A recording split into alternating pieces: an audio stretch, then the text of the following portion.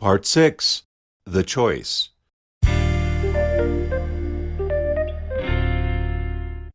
The choice before us, life or death. There must always be remedy in law. We live in and have our existence in a free will universe, and therefore only by the voluntary consent of the willing participant is any of this possible. This is why the lofty-sounding phrase, government by the consent of the governed, found in the Declaration of Independence sounds so reassuring, and yet is the most insidious phrase found in that document. Everything is structured to gain that voluntary consent where silence is acquiescence, and the failure to timely and properly object becomes the prima facie evidence to support the ongoing presumption of consent. The remedy is the fact that, through the biological incarnate form we hold as our bodies and genetic ancestral code, we can claim our life and prove standing in life. The split in the road now upon us is the literal bifurcation between life and death. The matrix is a cult of death. It is the realm of death, the real estate or royal estate, which is in fact completely hardwired to death. The denial of this is what is meant by the phrase, those with eyes to see, because if one's eyes are open yet they do not see these facts, one is without eyes that truly see. Nevertheless, it is there for those with eyes to see that the path to take is the one leading back to the land of the living. When our mothers informed us as the original corpus by literally accepting the role as informant on the registration form for the certificate of live birth, we were declared a ward of the state, and the presumption prevailed that our estate was abandoned. That's the lawful ancestral estate that is recognized in global estate and trust law as being capable of being claimed by each and every lineal generational descendant. Of course, we are newborn at the time, so we can't readily stand up and claim the estate, so that is kept in abeyance until we reach majority age. That age is generally considered to be 21, and that number has high esoteric significance as the factor of 3 times 7. The numeric 3 is a key one in the hidden esoteric system that underlies the entire matrix. It signifies absolute consent upon the passage of 3 opportunities to object. Thus, at the age of 7, we reach the first stage, at which time we are now considered lost at sea in a ghost ship, a commercial vessel afloat on the Sea of Commerce. At age 14, having reached the age of puberty and the biological ability to procreate, we activate our genetic code to a secondary level and begin to approach the time when we have the conscious capacity to claim our living estate, our own bodies, and procreative capacities, and to merge with the creative capacities of the planetary and solar realities in which we exist. At this stage, if we do not claim the estate and nullify the presumption of abandonment, we are now presumed dead and without a will, having died a civil death intestate. At this stage, we can enter into a contract with the state to marry a partner, to procreate and produce offspring that continues the cycle. Additionally, we can apply to become a driver in commerce and to volunteer to hold the office of the person as registered agent of the corporate franchise. In that status, we receive legal process in the name of the U.S. person, the franchise, the commercial vessel clothed in the character of U.S. citizen, all nicely packaged when we apply for a license to drive motor vehicles. By definition, a driver is someone for hire, and hence, in commerce, which places the driver under the regulatory control of the United States Congress with its delegated power to control interstate commerce. This harkens back to the Supreme Court case of the Propeller Genesee Chief versus Fitzhugh, where the court held, quote, "It may embrace also the vehicles and persons engaged in carrying it on." It would be in the power of Congress to confer admiralty jurisdiction upon its courts over the cars engaged in transporting passengers or merchandise from one state to another, and over the persons engaged in conducting them, and denied to the parties the trial by jury." End quote. Thus, when we apply for and accept the license to drive as commercial drivers engaging in interstate commerce, the federal admiralty jurisdiction can embrace us in the vehicles and persons engaged in carrying it on. In the course of the third phase, age 14 to 21, men are conscripted into the military-industrial complex war machine by registering themselves via selective service, which is mandatory for male U.S. citizens who have reached the age of 18. Both sexes can register to vote under the 1939 Voter Registration Act and subsequent National Voter Registration Acts. The 1939 Act has embedded clauses by which such registration becomes another voluntary act to allow the full pledge and hypothecation of all future production, labor, and earning capacities to the state, as part of the inviolate perpetual debt as stipulated in the 14th Amendment of 1868. This establishes our willing and voluntary agreement to be the bonded surety to the franchise and have everything created thereby be owned by the United States to use as collateral against the perpetual debt. By the time we reach our third strike at the age of 21, we are all in. We have thrice disavowed our true being and incontrovertibly placed ourselves happily in the status of bonded surety to the bankrupt franchise. In the admiralty jurisdiction in which this operates, a bankrupt has no standing. Without standing, we can neither state or stake a claim. If we cannot stake a claim, we have no claim to the land, and without a claim on the land, we have no standing in law. We are thus totally subject to the military management and occupation of the people and territory of the conquered country, and that subject to clause means that all codes, statutes, ordinances, and so forth of the management state are applicable to us as the surety to their indebted property.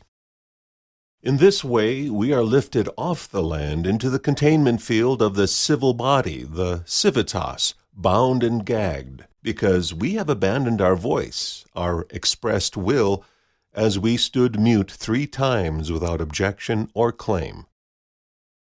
Once off the land, we are only afforded civil rights, a misnomer that is in lieu of the truth of the matter, which is civil privileges that can be taken away for any infraction against the public codes. We can then only function under permit, license, and codified controls. These are administered by the officers and agents of the bureaucracy, dutifully fulfilling the role of the all-seeing, eyeful executors of our lives and bodies. It is our bodies as landed estates, when we have landed our true spirits into the physical incarnate form, that are our true estate. Our bodies are the living substance of our eternal life stream embodied in the 3 dimensions of perceived time and space, but for as long as we do not consciously control our lives and retain the sovereignty of such landed estates, they are potentially forever bereft of our true estate, our true being, which remains beyond our reach. But it is beyond our reach only temporarily. Like Dorothy in the Land of Oz, we have always had the means to return home. The first step in the journey back home is to be willing to step out of the mass consensus hallucination reality construct and take account of our current situation.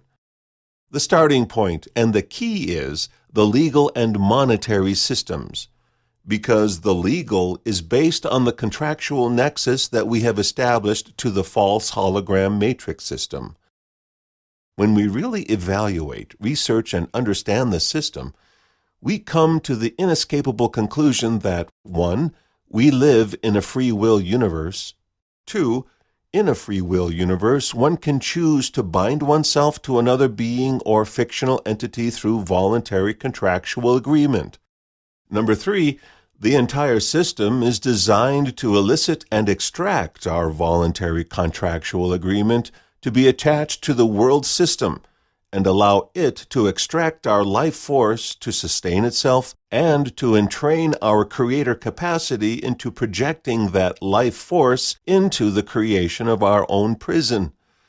Number 4, this is achieved through the nature, character, construction, and application of the legal and monetary systems, which in themselves are the crafted artifice to create an illusory monetary system that we believe is real and is the only way by which we can create anything of substance and manifestation.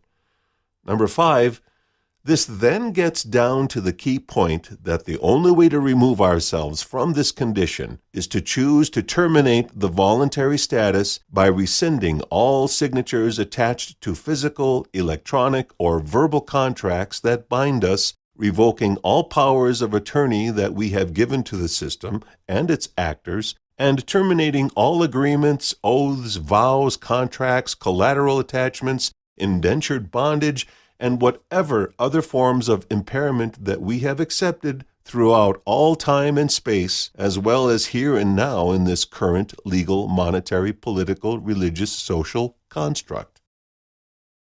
To be sure, this applies to all agreements, because they all bind and limit us. If one is truly content to be restricted, controlled, and limited, then by all means do not do this. But if this is not your lot or intention, then this includes religious vows and belief systems, whether traditional or clothed in the incensed and perfumed draperies of the New Age, and everything in between. As well, it includes political ideology, racial identity, genetic predisposition, cultural predilection, social segmentation, and self-imposed biological limitations, the whole lot of it.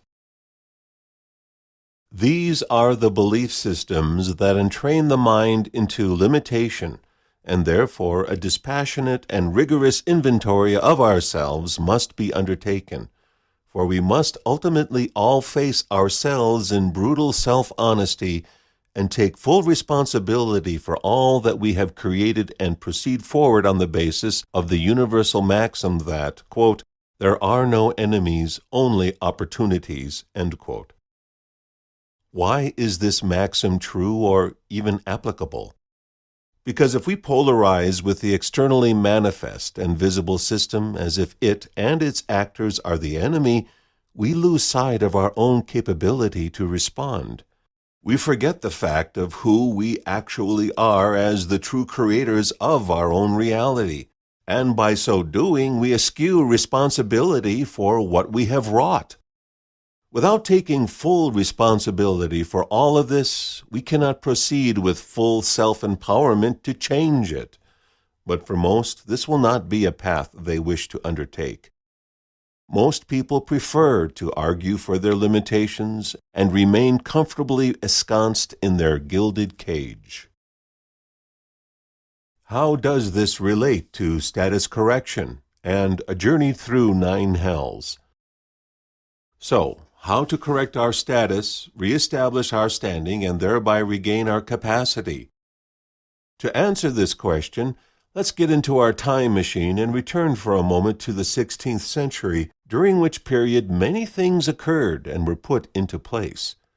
Keep in mind that on the normal linear construction of time, as most perceive it, there has been a steady and inexorable continuum of putting in place the many building blocks of the world system of bondage over many thousands of years.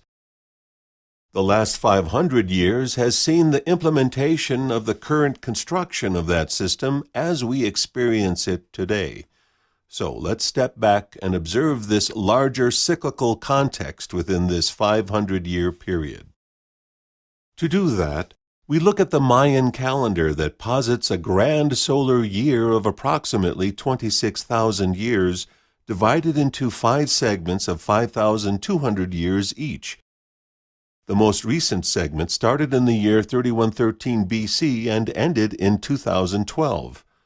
Within each of the 5 segments are undulating periods and subcycles, one of which is known as the 13 heavens and 9 hells, each of 52 years. By undulating, we mean that they weave in and out of each other much like a biorhythm graph. On Easter Sunday, April 21, 1519, 2 things occurred. One was the beginning of the 9 hells, and the other was the arrival of the Europeans on the Mesoamerican shores in the form of Hernando Cortes arriving in Mexico on that day. He and a very small group of armed soldiers made their rapid ascent to the mountain city of Tenochtitlan, as if they knew exactly where they were going.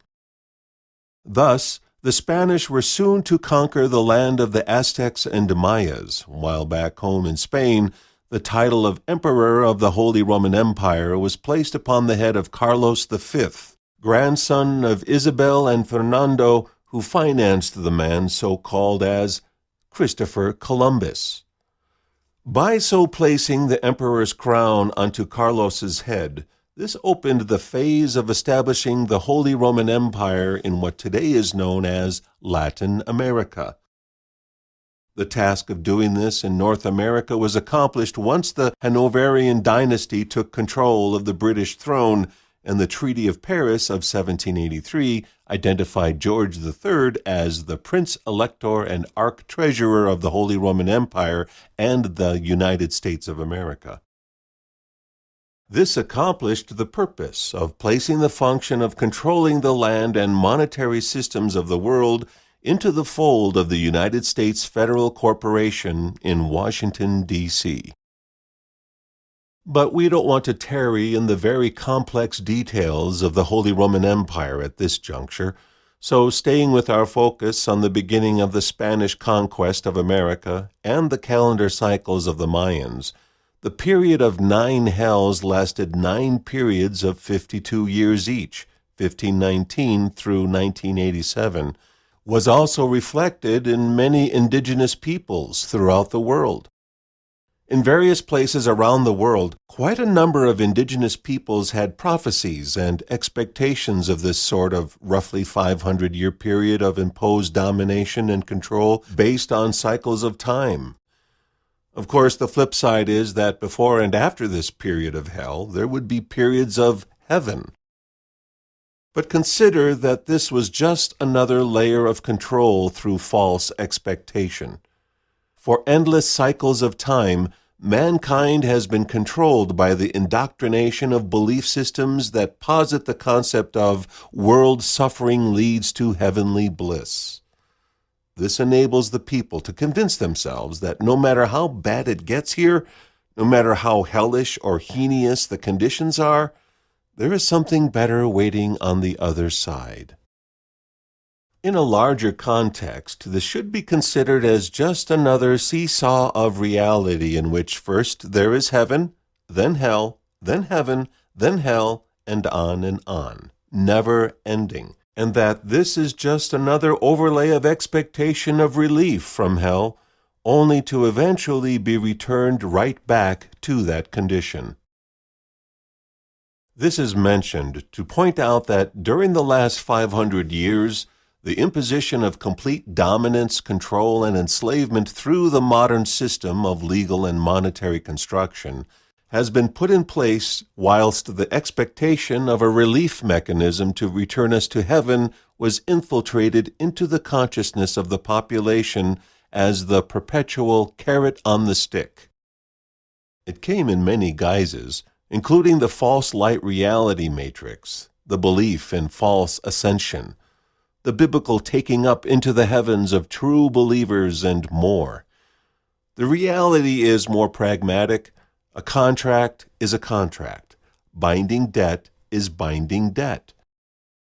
We can believe something in our minds, but the universal laws are decidedly different in application. Thus, we must absolutely sever the attachments and contractual agreements to remove ourselves from this heaven/hell dialectic and move beyond polarity and duality in order to return home. In order to do that, we must invoke our internal capacity and power to rescind, revoke, and terminate that which is no longer valid for us.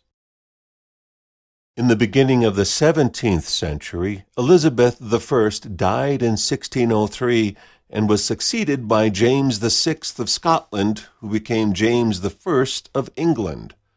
From his reign, we have the King James Version of the Bible and all of its lofty Shakespearean poetic voicing. We have the beginning of the New World in America with Jamestown and Virginia. This was the beginning of setting the template for a new Atlantis in America as postulated by Sir Francis Bacon, who himself was the likely leader of the team that wrote both the Shakespeare work and the King James Bible. So it is all tied together. Of course, the depth and breadth of this period and history is far beyond the scope of this paper, but the essence and time frame must be understood as the beginning of the real implementation of the 9 hells, from which the intention was that no new phase of heaven would ever be allowed again. The intent was to lead the world to a final crescendo, having billions of the population believing that it was all the precursor to the final moment of salvation, thus allowing and agreeing that all the war, violence, pestilence, poverty, disease, and environmental destruction was the mandatory precursor to the return of a Savior to take only those who believe away from it all, but never realizing that by the power of belief, such adherents were actually creating the destruction of this world and their own demise. The power of belief is a powerful thing, and those who dominate and control humanity know this fact perfectly well.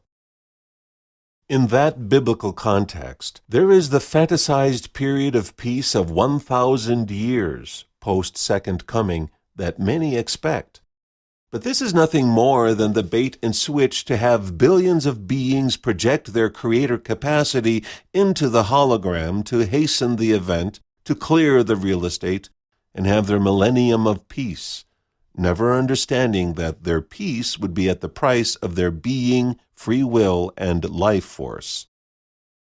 In whatever flavor, whatever genre, whatever belief system, it is always the same. Suffer, and allow the poverty and disease and destruction, and you will be rewarded in the never-to-be-realized future.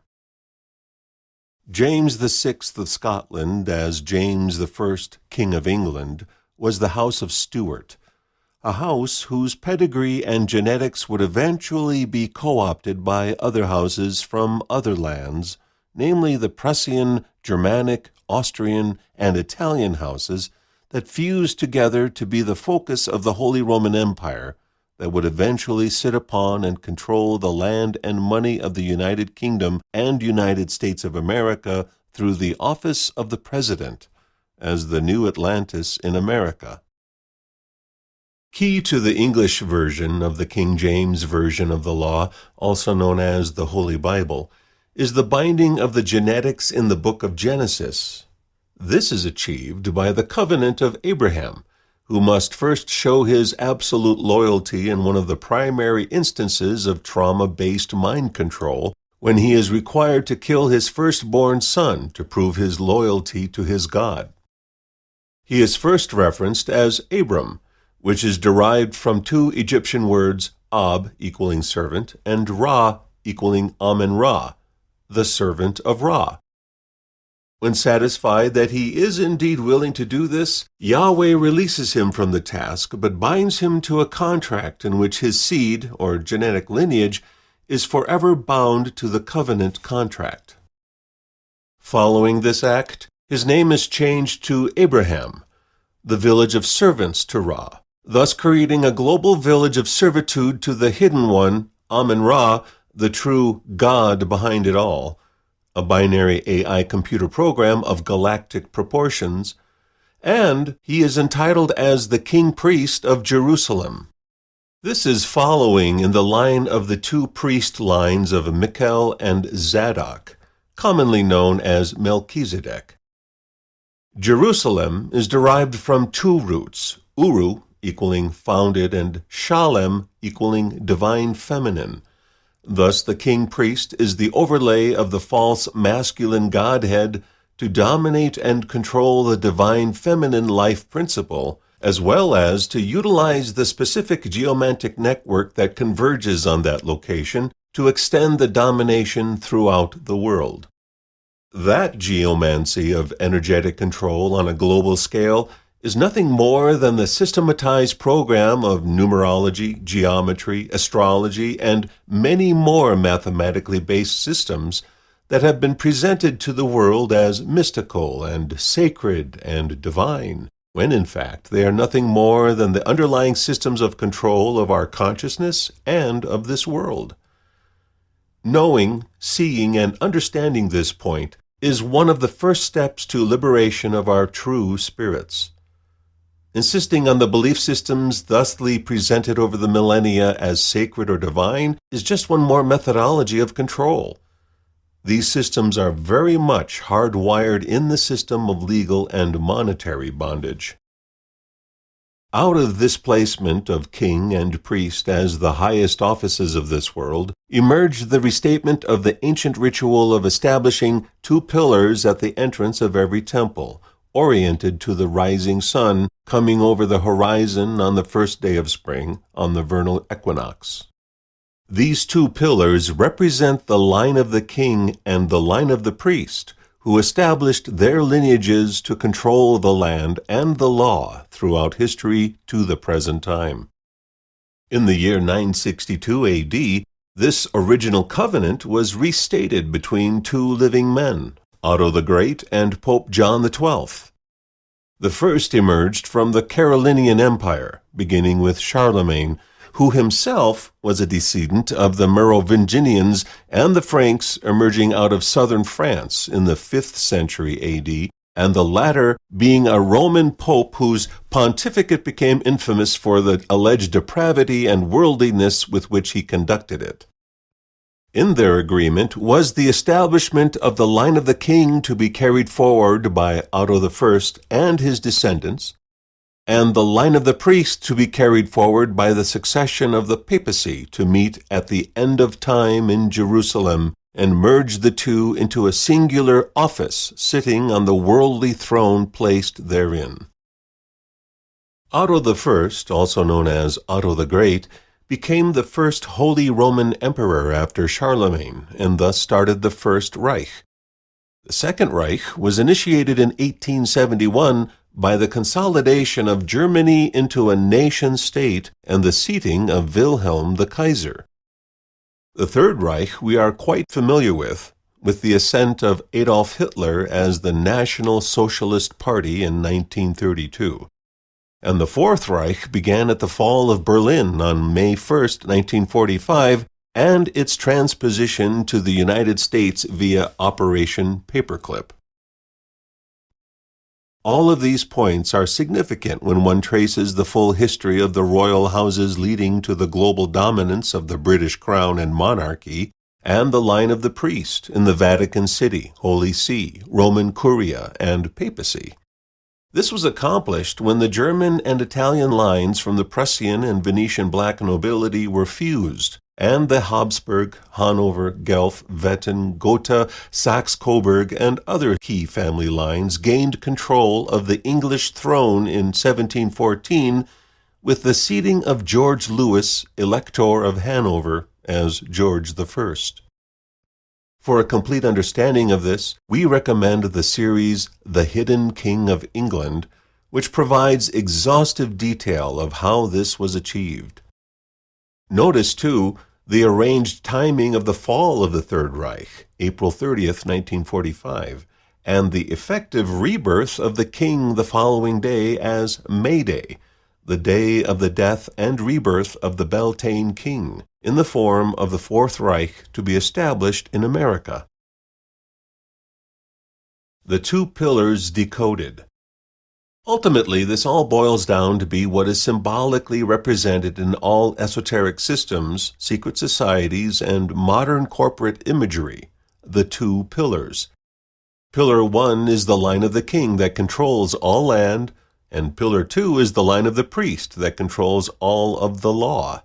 It is always a matter of controlling land and law.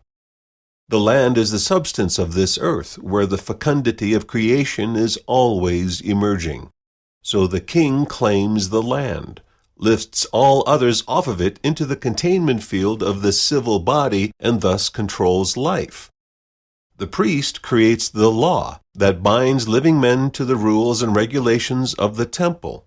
The temple is the temporal lineal bondage of the gods of time. It is the temple of Cronus, who in Greek mythology castrated his father and threw his testicles into the sea, wherefrom sprang the fates and furies, and thereby bound humanity to its fate in time. The temple establishes both the religious binding as well as the monetary system, because originally the temples were the banks where the money was stored, and time is money. This is found in modern courts, where the clerk is in fact the cleric, holding a religious authority as well as the purse strings as cashier. The judge sits on the bench, which is the bank or bank. He or she is a magistrate or practitioner of magic, using charms and spells and sentences to convert the life force of the bonded and indentured servants, who must adhere to the law of the priest or pay the penalties for their transgressions. The judge is the black-robed priest who sits on the bench to adjudicate the banked tithing of those in bondage. This is also metaphorically represented by the two pillars as placed on the circular solar orbit of our planet, as it cycles around the solar entrapment of the solar system every year. May 1st is Beltane Day, May Day, death and rebirth of the Solar King Day, birth of the Fourth Reich Day, and Communist Workers' Day. On that day, children wind their ribbons around the maypole. Their ribbons are the symbolic double helical threads of the genetic codes of the people. Their game of maypole energetically binds the living bodies of the populace to this ritual pillar, binding the living to their cult of death and bondage. 6 months later, the second pillar is planted on November 1st as the Day of All Souls, following the Day of the Dead, All Hallows' Eve. This pillar is the stanchion to gather the departed souls who during the year have shed the mortal coils of the body, bonded to the debt karma of the matrix, falling short on their tally of the karma tokens of the gods of the matrix, and leaving their living estates behind in abandonment. The dead have abandoned their bodies, codes, genetics, life force, and estates so that they can be harvested on the earth plane, whilst their true essence, their souls, are energetically extracted of substance and then put back into the recycling system to be reincarnated and birthed once again into immediate bondage and debt enslavement. To accept the binding nature of the law of the priest is to agree to bind one's life force to the codes, statutes, canons, commercial constructs, and civil systems of the world and its bankrupt corporate natures. This is done so that the people will be the collateral for the monetized debt system and thereby be adhered to the fictional reality of the cult of death and the appearance of life, but by such adhesion made bereft of real life overall in a perpetual infinity loop of karmic debt and abandoned equitable interests. Back to the 17th century in our time machine. Returning then to the early 1600s, we see the beginning of the global commercial ventures under royal charter, the various companies emerging out of the liveries, fraternities, and guilds of the City of London known as joint stock companies, as well as from the Netherlands. This began with the Governor and Company of Merchants of London trading into the East Indies, more commonly known as the British East India Company and the Dutch East India Company, respectively. These are the two preeminent commercial maritime extensions of the City/Corporation of London and the future intended seat of the World Court, and the Republic of the Seven United Netherlands, also known as United States. Many other companies followed, including the Virginia Company, chartered with the intent of securing the initial foothold in the Americas. This was concurrent with the Dutch West India Company that was the original claimant of a little place called New Amsterdam, also known as Manhattan.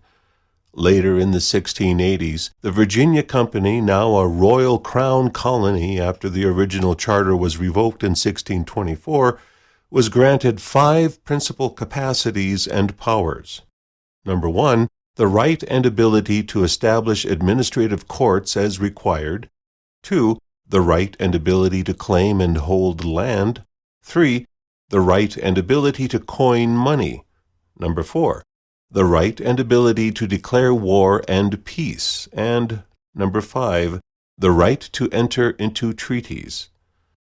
These are the macro-scale components of the Law of Nations, a work published by Emer de Vittel in French and English, and influenced the establishment of the United States of America and the United Nations.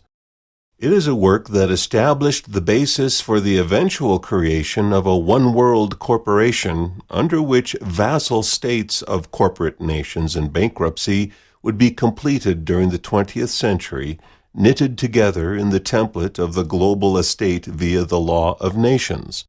Essentially, the 5 powers granted to the Virginia Company are the primary and foundational powers later to be vested in the United States by the Constitution for the United States of America, thus establishing the logical conclusion that the United States is in fact the Crown Corporation holding company known as the Virginia Company. Letters of Marque and Reprisal. A letter of marque and reprisal is the decree, in letter patent, issued by a sovereign to the captains of his admiralty and private profiteers, also known as pirates, that they may legally board and capture the ship of another sovereign with whom the issuing sovereign is at war. This is the accepted law of the high seas and amongst the law of nations and the acceptable rules of war. This gains further insight into the situation on the land where all of the people have been placed into vessels of commerce, as we have described, and attorneys at law are given a title of nobility as an esquire from the Crown and its City of London 4 Inns of Court. Why is this important? Because in order to achieve the title of esquire, one must have also achieved at minimum the rank of captain. Thus, all attorneys at bar who have taken an oath to the bar, as members of the 4 Inns of Court, as esquires, are captains of the ships they command, flying the flag of the sovereign they serve, the Crown Corporation, and carrying their bar cards, which are, in fact, letters of marque and reprisal. This bar card as a letter of marque and reprisal enables them to board the vessels of enemy ships, vessels in commerce, and bring such ships, their crew and cargo, to the admiralty courts of the sovereign for the dispensation of the prize and booty by the plundering of the goods of such enemy ships, you and me. And what is the secret to prevent one from being boarded as an enemy combatant and brought into the court of the admiral to be educated for plunder of one's bounty? To declare peace and fly a neutral flag of peace. Plus, a lot of hard work, study, research, and personal transformation.